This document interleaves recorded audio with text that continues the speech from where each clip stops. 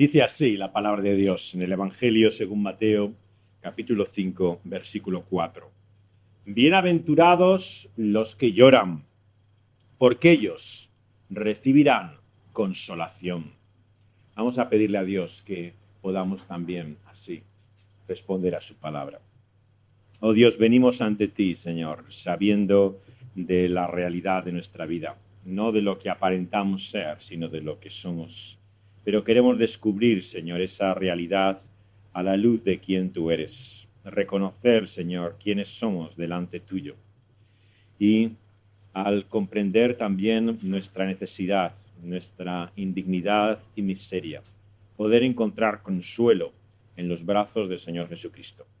Señor, te queremos pedir que podamos así recibir tu palabra, de tal forma que podamos llorar por nuestro pecado, pero experimentar el gozo del perdón, de la reconciliación y de la adopción, Señor, como hijos tuyos. Te lo pedimos en el nombre de tu Hijo amado, del Señor Jesucristo. Amén. Si hay algo que el mundo no entiende, desde luego, de estas palabras y de la enseñanza de Jesús, es lo que tantas veces ha ridiculizado como la idea del mundo como un valle de lágrimas. Si hay algo que desprecia los enemigos del cristianismo, de esta fe, es la debilidad que muestran estas palabras del Señor Jesucristo. Bienaventurados los que lloran. Porque si hay algo que todos tienen arraigado, que buscan y desean en este mundo, es no sufrir. Todo lo que hacemos en esta vida, de alguna manera, lo que intenta evitar es el dolor. Y por esto es que la enseñanza de Jesús aquí, al principio del Sermón del Monte, es tan chocante para nosotros. ¿Cómo puede haber felicidad alguna, dicha, satisfacción? ¿Cómo podemos encontrar ninguna bienaventuranza en llorar, en sufrir? Por eso tenemos que considerar a la luz de la enseñanza que nos da la palabra de Dios y particularmente el Señor Jesucristo, ¿qué significa aquí llorar? ¿De qué está hablando el Maestro cuando dice que somos felices, dichosos, que encontramos el gozo, la bienaventuranza y la aceptación de Dios cuando lloramos? Y tenemos que entender que no se habla simplemente de la reacción natural que debemos tener cuando sentimos dolor o sufrimiento. Toda persona que experimenta un grado tal de dolor, inevitablemente tendrán que salir lágrimas de sus ojos. Incluso los más fuertes y los más duros, cuando son torturados, cuando sufren la agonía del dolor, lágrimas vienen a sus ojos. Experimentamos sobre todo y generalmente dolor emocionalmente, cuando nos sentimos de alguna forma traicionados, decepcionados, cuando nos vemos heridos por aquellos que más nos importan en esta vida. Tantas veces el dolor viene de esa profunda impresión que tenemos de desencanto, de desilusión, de que la vida no nos ha dado lo que esperábamos de ella. Y en cierto sentido vemos que podríamos pensar en esto como el llanto o el lloro del que hace aquí referencia Jesús. Pero no es esa la idea que en ese momento viene a la luz de lo que Jesús dice en el contexto de su enseñanza. Está hablando de un llanto, de un lloro que no viene de forma natural. Es importante entender que estas bienaventuranzas tienen algo profundamente antinatural, que no corresponde a lo que nosotros somos por carácter. ¿Quién por carácter puede decir que lo que desea, que lo que anhela, que lo que envidia en esta vida es, como hemos visto, la pobreza, la carencia de recursos, tanto espirituales como materiales? ¿Quién puede decir que lo que desea es llorar? Que como veremos también la semana que viene, que lo que busca también es la mansedumbre, que tiene hambre y sed de justicia, como veremos después. Nada de estas cosas es el retrato de la persona naturalmente. Nadie tiene ese ideal y esa expectativa en la vida. Por eso tenemos que darnos cuenta que esto es una obra que produce el Espíritu Santo en la vida de una persona. Es por eso que la palabra de Dios habla de dos formas de tristeza. Hay un dolor, hay un sufrimiento que viene de una manera natural a cada uno de nosotros, que es el sentido de fracaso, de decepción que la vida produce. Esta es la tristeza que la palabra de Dios define que produce muerte. Es la sensación profunda de encontrar que nuestra vida no lleva a ningún sitio, de que carecemos de sentido, de significado, de que vivimos una vida frustrante. Y la tristeza que eso produce, terriblemente y trágicamente, no conduce a nada. Es lágrimas que se derraman de dolor y sufrimiento, pero no nos llevan a ninguna esperanza. La que aquí vemos es unas lágrimas y un llanto, un lloro que viene de una experiencia mucho más profunda, que solamente el Espíritu de Dios produce en la vida de una persona. Cuando el Espíritu Santo viene en la vida de una persona, se da cuenta de un fracaso que es algo más que no haber dado en el blanco con el propósito de felicidad de nuestra existencia. La mayor parte de la gente, si es sincera y honesta, te dirá que no es feliz, que no ha logrado lo que busca en la vida. Pero esto no es suficiente para poder llegar a encontrar la consolación de la que aquí habla el Señor Jesucristo. Para poder encontrar ese consuelo necesitamos algo más que un sentido de frustración, de fracaso. Tenemos que comprender realmente quiénes somos delante de Dios. Para poder entender estas bienaventuranzas tenemos que comprender que lo que Jesús está haciendo aquí es mostrarnos el reino de Dios. ¿Y qué es el reino de Dios? Dijimos que es la realidad de un Dios que está ahí, que gobierna y que es Señor, pero que tiene también no solamente la autoridad y el poder, sino la capacidad de juzgar nuestra vida. Está hablando de la respuesta ante lo que significa el trono de Dios, que considera la realidad de lo que somos. Tantas veces en nuestra vida aparentamos ser una cosa, pero lo que somos es muy diferente. Pero solamente hay alguien, queridos amigos y hermanos, que sabe lo que somos. Y este es aquel que no solamente nos ha creado y que gobierna y reina en este mundo, sino que juzgará a cada uno de nosotros. Y Él sabe de esa realidad profunda que debería hacernos llorar. Sí, llorar porque no solamente hemos fracasado, nuestro camino ha sido frustrado, sino no somos dignos de recibir la verdadera vida, la que nos viene de Dios mismo. Y este sentimiento de indignidad profunda es lo que caracteriza la palabra de Dios a aquel que pertenece a su reino. El que pertenece a su reino es la persona que debiera ser menos orgullosa sobre la faz de la tierra. Es por esto que la palabra de Dios ensalza a aquellos hombres que son mansos y humildes de corazón delante de Dios. Moisés, no hubo otro hombre tan manso sobre la tierra. Todos los hombres de Dios, David, del cual viene la promesa del que será nuestro Salvador, es alguien consciente de su pecado, capaz de escribir palabras como las del Salmo 51, de no soy digno. Miserable se ve ante la realidad de ese Dios por su pecado y su miseria. Los hombres de Dios no son los que se saben más justos, sino aquellos que se consideran a la luz de Dios y su santidad, en realidad con la visión y percepción de ese pecado. Y esto es una cosa que ha de caracterizar a todo cristiano, todo creyente, todo hijo de Dios ha de experimentar la realidad de lo que son delante de Dios. ¿Qué significa realmente llorar en este sentido? Lo que estamos proponiendo en esta meditación sobre las bienaventuranzas es considerar al Señor mismo que nos dice estas palabras. Muchas veces hemos considerado estas palabras del Señor Jesús como una especie de test, de prueba para ver cómo somos realmente nosotros de dignos de su reino. Y lo que nos lleva inevitablemente esa autocrítica es al fracaso, a la decepción, a la frustración de no ser como debiéramos ser. Pero la palabra de Dios nos quiere llevar más allá. Quiere que estas bienaventuranzas no sean solamente un ejercicio de flagelación, de castigo de uno mismo por no ser quien tuviera que ser, sino quiere que pongamos nuestros ojos en el Señor Jesucristo.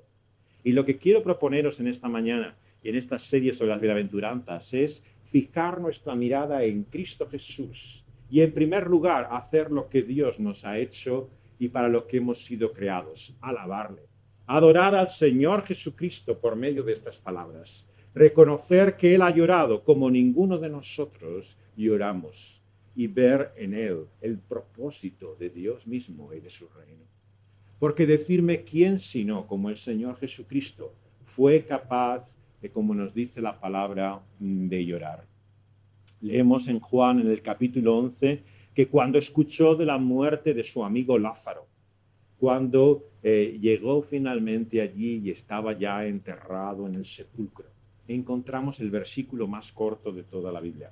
Solamente 2 palabras forman este verso y dicen Jesús lloró. Jesús lloró.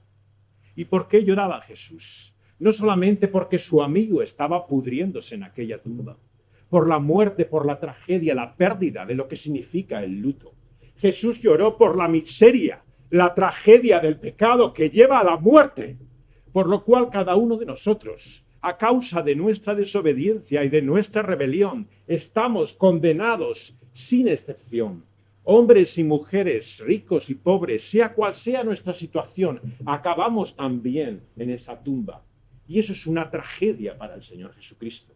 Es comprender que el pecado domina, que tiene una tiranía, un señorío sobre la vida de los hombres. Y el Señor Jesús no tenía otra forma de responder ante esto que con lágrimas.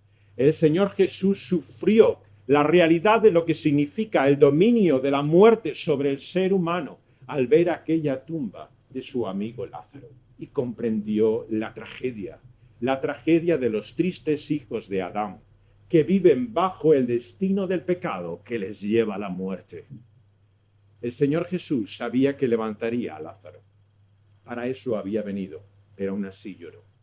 Sufrió por la realidad del pecado, porque sabía que el pecado lleva a esa muerte terrible. No es una tragedia que tantas personas que no creen en el Señor ni confiesan que haya un Dios te digan que es natural que la gente se muera, que es normal que haya sufrimiento, que haya enfermedad y que finalmente tengamos que dejar este mundo. No es trágico que personas que están hechas para la vida acepten la muerte. El cristiano es aquel que no se conforma, aquel que no acepta la realidad de la muerte, del dominio del pecado y de Satanás, sino que todo ser tiene esa hambre, esa sed, esa vida que Dios le ha puesto en su aliento y en su ser, clama por la realidad de esa vida eterna que viene del Señor Jesucristo y que solamente Él puede darnos. Y para poder recibir esa vida, queridos amigos, hermanos, para poder ser consolados eternamente, solamente hay un camino, que es llorar. Llorar por la realidad del pecado que lleva a la muerte, que nos lleva al juicio y a la condenación, si no fuera por medio del Señor Jesucristo.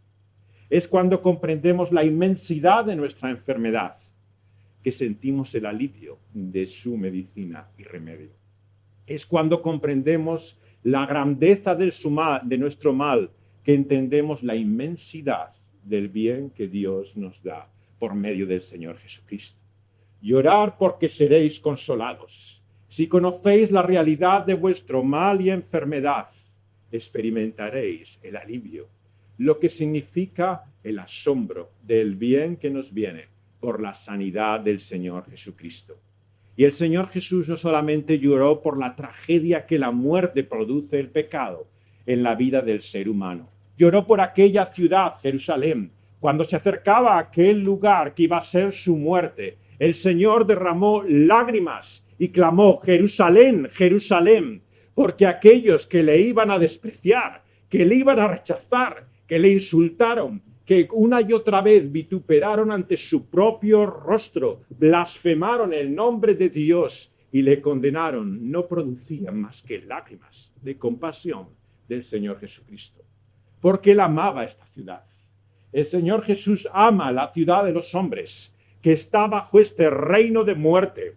No solamente la juzga y la condena, sino que busca su bien. Se conmueve en todo su ser por la realidad de este mundo que vive bajo la tiranía y el sufrimiento que trae el pecado que lleva a la muerte. El cristiano, por lo tanto, ha de ser el último que hipócritamente rechaza este mundo porque se cree mejor que él, que se complace en el juicio y en la condenación de los que viven en contra de la voluntad de Dios. El discípulo de Cristo es el que, como su maestro, puede llorar por la ciudad, como hizo el profeta Jeremías, clamar ante Dios por las ruinas y, sobre todo, sentir la tragedia, el sufrimiento de una ciudad llena de muerte, bajo esta epidemia y plaga fatal que el pecado trae en la ciudad de los hombres. Y llora en el profundo de su ser por la tragedia de lo que esa ciudad podía haber sido si realmente hubiera recibido la vida que viene de Dios. Y el Señor Jesús no solamente lloró por la ciudad y lloró por Lázaro en aquella tumba. El Señor Jesús vivió una vida que la describe el profeta como varón de dolores, experimentado en quebranto. El Señor Jesús tenía experiencia de lo que significa el dolor y el sufrimiento. Toda su vida fue marcada constantemente por la realidad del dolor. No sabemos cuánto realmente de alegría o de gozo Jesús experimentara en ciertos momentos. No hay ningún versículo que diga que Jesús riera, pero sí que la palabra de Dios nos dice que Jesús lloró. Y él se identificó, por lo tanto, con la tragedia y miseria de nuestra propia vida. El gran consuelo que aquí nos ofrece la palabra de Dios y el Señor Jesucristo es de alguien que nos entiende, alguien que nos comprende, alguien que sabe la tragedia de la vida, lo que significa no solamente la falta de sentido y propósito, sino el dolor y el sufrimiento, la contradicción interna. Y todo buen discípulo de Cristo habrá de sentir como el apóstol Pablo en Romanos 7. Luis ha leído antes estas palabras en la epístola de Pablo a los Romanos, capítulo 7. El apóstol clama, miserable de mí. ¡Ay de mí! ¿Quién me librará de este cuerpo de muerte?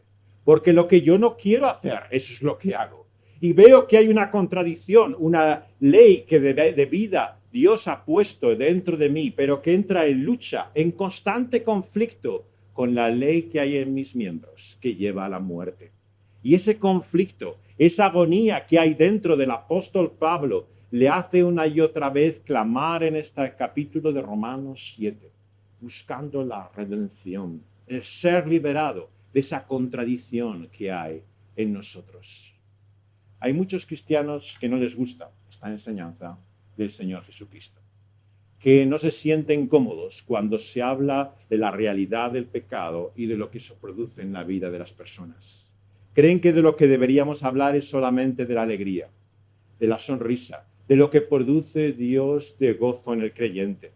Y nos dicen incluso que palabras como esta de Romanos 7 son la experiencia del cristiano antes de su conversión, antes de recibir el gozo del Espíritu. Pero ¿sabéis por qué no es cierto? Porque seguir leyendo lo que dice Romanos 8. La vida del Espíritu de Romanos 8 nos dice el apóstol Pablo, y aún nosotros mismos gemimos experimentando esa contradicción en nosotros, buscando la adopción de nuestro cuerpo, lo que significa ser hechos hijos de Dios. Por lo tanto, el creyente no es aquel que gime solamente cuando conoce su pecado, siente convicción, contrición y arrepentimiento, sino que toda su vida, toda la experiencia del cristiano en este mundo va acompañada constantemente de esta experiencia de dolor, de sufrimiento. ¿O es que acaso nuestros cuerpos cada vez son más saludables y sanos? ¿O es que acaso nuestro ser vemos que experimenta en este mundo, por la obra del Espíritu Santo, tal restauración que ya no sentimos dolor, que ya no hay enfermedad, que ya no hay muerte? Eso es lo que cierta falsa enseñanza quiere hacer sentir a algunos cristianos. Quiere hacerles negar la realidad misma de lo que tienen. Decir que no se puede ser un hijo de Dios y estar enfermo. Que no se puede ser creyente y experimentar dolor y tristeza. Que no eres digno de ser hijo de Dios cuando te sientes deprimido o hundido a causa del pecado. Pero queridos amigos y hermanos, Si el Señor Jesucristo mismo lo experimentó así, ¿quiénes somos nosotros para negar esa realidad? Todo lo contrario, lo que Dios por su Espíritu nos hace es verdaderamente humanos. Nos hace entender la tragedia y agonía del ser humano.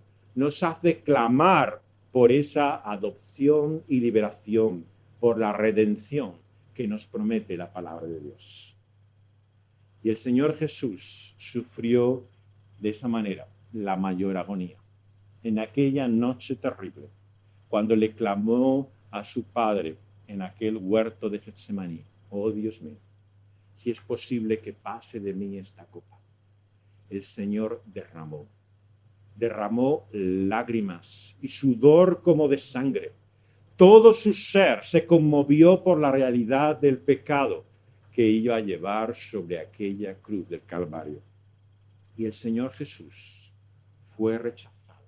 Experimentó el dolor de lo que significa la ausencia de Dios, de lo que significa toda la reacción de Dios en su santidad ante lo abominable de nuestro mal y pecado. Y si el Señor fue rechazado por causa nuestra, es para que hoy, queridos amigos y hermanos, seamos aceptados como Él es, por causa de lo que Él ha hecho, por su Padre, que se complace, que tiene su satisfacción y placer en su Hijo amado, que ha dado su vida por nosotros. ¿Qué es el consuelo? Porque esto es lo que tenemos también que llevarnos en esta mañana. El consuelo que Dios nos ofrece es, en primer lugar, la aceptación. El decir, el Señor Jesucristo, bienaventurado el que llora, porque ellos recibirán consolación. Es saber que somos aceptados cuando, reconociendo nuestro pecado y miseria, venimos ante Él, el Señor Jesucristo, nuestro Salvador. Y Él nos recibe tal y como recibe a su amado Hijo, sin la menor sombra de duda, sin el menor menoscabo, sin ninguna reticencia. Igual que recibe a su Hijo amado, que ha dado su vida por amor al Padre en el Calvario, nos recibe a cada uno de nosotros. El consuelo viene de saber que somos aceptados por Dios, que no tiene la menor reticencia y rechazo por nosotros. ¿Sabéis por qué? Por causa de su amado Hijo. Y es por eso que, igual que Él recibe a su Hijo, nos acepta ahora a nosotros. Y esto ha de producir consuelo. Verdadero consuelo en nosotros, porque hay alguien que experimenta, vemos en nuestro lugar lo que nosotros merecíamos y recibimos su favor a causa suya. El Señor quiere de esa forma que experimentemos el alivio del perdón, porque grande es nuestro pecado, pero mayor es el perdón que hay en el Señor Jesucristo. Ciertamente que como seres humanos, como cristianos incluso, somos capaces de hacer las cosas más despreciables delante de Dios. Dios no se complace en modo alguno en nuestra maldad. Hacemos bien como los santos de la antigüedad en autoexaminar nuestra vida, en considerar la realidad de lo que somos. Decían muchos maestros en el pasado que deberíamos cada día acabar nuestro día considerando lo que hemos hecho, lo que hemos dicho, lo que hemos pensado, los pensamientos y deseos de nuestro corazón. Y lo que descubriremos que somos indignos, que lo que nosotros pensamos, deseamos, decimos y hacemos no es lo que Dios quiere. Por eso es que el autoexamen que no nos lleva a Cristo Jesús, lo que nos lleva es a la amargura de nuestra frustración y desesperación. El Señor quiere que nos examinemos a nosotros mismos, pero para llevarnos a los brazos de su Hijo amado, del Señor Jesucristo. El Señor no quiere que confesemos solamente nuestro pecado y sentamos genuina contrición por Él. Quiere que experimentemos el alivio del perdón. Por eso es que, si bien el cristiano no es aquel que tiene una sonrisa pegada en el rostro, tampoco es aquel que está amargado hasta lo sumo, que no es capaz de encontrar absolutamente ninguna experiencia de gozo, de felicidad en esta vida. Esto es una negación de lo que el Evangelio es. El Evangelio es el gozo del perdón y de la reconciliación, de saber que somos hechos hijos, sí, adoptados por Dios como nuestro Padre. Recordar las palabras de Romanos 8. Nosotros, que somos las primicias de ese Espíritu, que Dios está obrando en nosotros por su Espíritu Santo, lo que va a hacer un día sobre toda esa obra que está haciendo nueva, renovada. Sin embargo, aún nosotros que tenemos las primicias del Espíritu, gemimos. Gemimos dentro de nosotros, suspirando por la adopción. Porque la adopción es una realidad ya que recibimos por medio de su Hijo Jesucristo. Dice el Evangelio de Juan que todo aquel que cree, que tiene fe en el Señor Jesucristo, tiene la capacidad, la potestad de ser hechos hijos de Dios. Pero el ser hechos hijos de Dios no significa que siempre sintamos ser hijos de Dios. Esta es la tragedia de la vida cristiana. ¿Cuántas veces nos sentimos como si fuéramos ajenos a Él? Como si no tuviéramos parte en Él. Y es por esto que una y otra vez necesitamos tener conciencia de que somos hijos de Dios. Este es el secreto de la vida cristiana. Muchos piensan que si no vivimos como debiéramos vivir es porque no somos suficientemente obedientes, porque no estamos lo bastante comprometidos, porque tenemos aún que sacrificar más cosas en nuestra vida y vivir de una forma que muestre de esa manera más claramente que somos sus hijos. Pero ¿sabéis cuál es el secreto de la vida cristiana en la enseñanza del Nuevo Testamento? El saber que somos hijos de Dios. No solamente posesión suya, hechos propiedad por la sangre del Señor Jesucristo, que ha comprado nuestras vidas, nos ha liberado de la esclavitud del pecado y de la muerte, y nos ha hecho suyos para siempre. Por lo tanto, cuando Satanás viene a nuestra mente y nos dice, ¿quién eres tú que pretendes ser cristiano? Mira qué hipócrita. ¿Qué haces tú ahí cantando y alabando a ese Dios del cual no te ocupas ni piensas en él en el resto de la semana? ¿Quién eres tú para llamarte cristiano que en tu corazón y en tu mente hay pensamientos indignos de él? Y lo que quieres es que te sientes de tal manera que te veas solo, percibido totalmente en tu interior como ajeno a Dios y a la realidad de su amor y de lo que Cristo ha hecho por nosotros. Por eso el mayor antídoto que tenemos contra la tentación del diablo y de Satanás es saber que somos hijos de Dios, que no podrá el diablo arrebatarnos de la mano de nuestro Señor Jesucristo, que nos tiene firmes y seguros en sus manos. Que el acusador de los hermanos, como le llama en Apocalipsis, no podrá levantar su dedo contra nosotros y decir, este no es digno de ser tu hijo, porque el Señor dirá, mi hijo amado es digno. Y Él los ha hecho dignos. Nadie podrá decir que lo que Cristo ha hecho no es suficiente para el Padre. Y refugiados, albergados, unidos a Él, por medio de la fe en el Señor Jesucristo, nunca seremos rechazados. Y el Señor por eso nos llama y nos enseña a orar, Abba, Padre.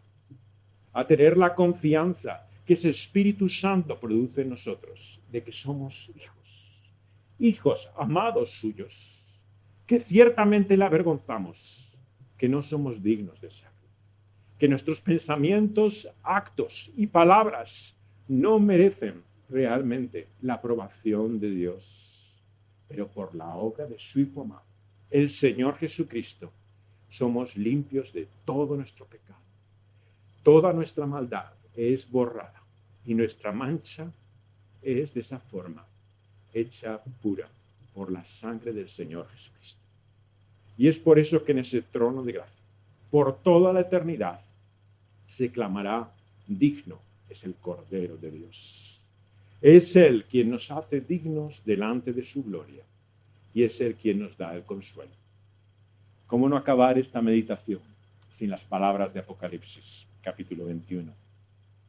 La promesa que Dios nos da en ese reino de los cielos, nos ha de hacer suspirar cada día Cada momento que clamamos a Dios y decimos, Abba Padre, debemos anhelar, desear ese día en el cual seremos consolados.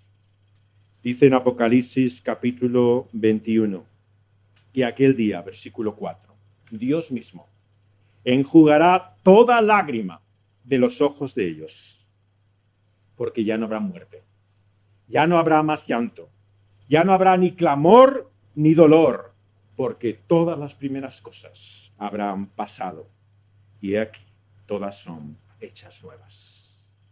El Señor nos haga suspirar, desear, anhelar el consuelo de la presencia, del abrazo de Dios como nuestro Padre. Cuando con su propia mano enjugue nuestro rostro de toda lágrima. Cuando sintamos que somos amados totalmente, como Cristo nos ha amado y entregado hasta el final. Entonces ya no habrá más llanto, ya no habrá más clamor, no habrá muerte ni dolor, porque sabremos que estamos en casa. Esto es como una pesadilla. ¿Cuántas veces en la vida os habéis despertado en medio de un terrible sueño y estáis angustiados? Y hay como unos momentos, instantes, cuando uno vuelve a la conciencia de ese nuevo día, que no sabe si está en el sueño o está aquí, ¿no? Y en esa pesadilla angustiosa, de repente estás inquieto, angustiado, pero te das cuenta de que era un sueño, que era una pesadilla. Lo que nosotros experimentaremos ese día, delante de Dios y de su presencia, en sus brazos, será el despertar. El darnos cuenta que ya no habrá más dolor, muerte o pecado, que el Señor habrá quitado todas las cosas, que esto ha sido un mal sueño, que hemos dejado atrás, y lo que hay es el amor de Dios como nuestro Padre, para siempre. Vamos a pedirle a Dios que nos dé ese ánimo, ese gozo, ese aliento. Vamos a pedírselo así en oración. Vamos a orar.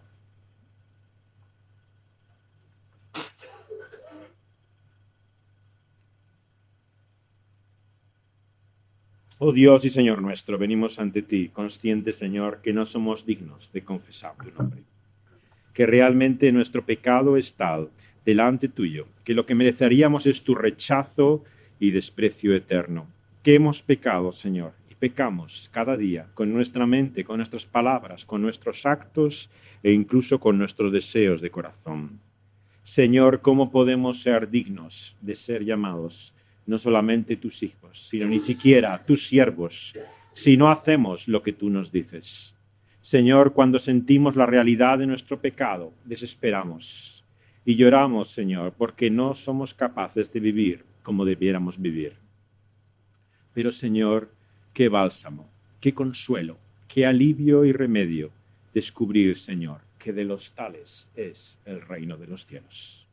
Que aquellos que lloran a causa de su pecado son los que serán consolados. Que aquellos que sufren la contradicción que hay en su interior tendrán el alivio del perdón y de la reconciliación. Que aquellos que no se ven, Señor, como de ningún valor digno de aprecio delante tuyo, serán amados, Señor, eternamente, sin que ninguna sombra de duda entre ya más en su mente para siempre. Señor, suspiramos, deseamos, anhelamos esa adopción que tú nos prometes, Señor, por medio de tu Hijo Jesucristo. Sabemos que somos ya adoptados como hijos tuyos, pero tantas veces lo olvidamos. Señor, ¿cuántas veces, Señor, actuamos como si fuéramos tus siervos, simplemente esclavos, gente que ha de hacer tu voluntad, y no nos damos cuenta que tú nos has hecho tus hijos, Señor? Que un hijo es tu hijo, aunque te avergüence, aunque haga lo malo, aunque no se comporte como debiera, sigue siendo tu hijo. Danos esa conciencia, Señor, de ser hijos tuyos, de que no hay nada que podamos hacer que pueda hacer que nos ames más de lo que nos has amado. Que no hay nada, Señor, que dejemos de hacer que haga que nos ames menos de lo que nos has amado, por medio de tu Hijo Jesucristo. Danos esa conciencia, esa experiencia, Señor, del amor de Dios que viene por tu Espíritu Santo y que nos hace y reconoce que somos hijos tuyos. Señor, danos algo de la consolación que un día esperamos sentir en tu presencia.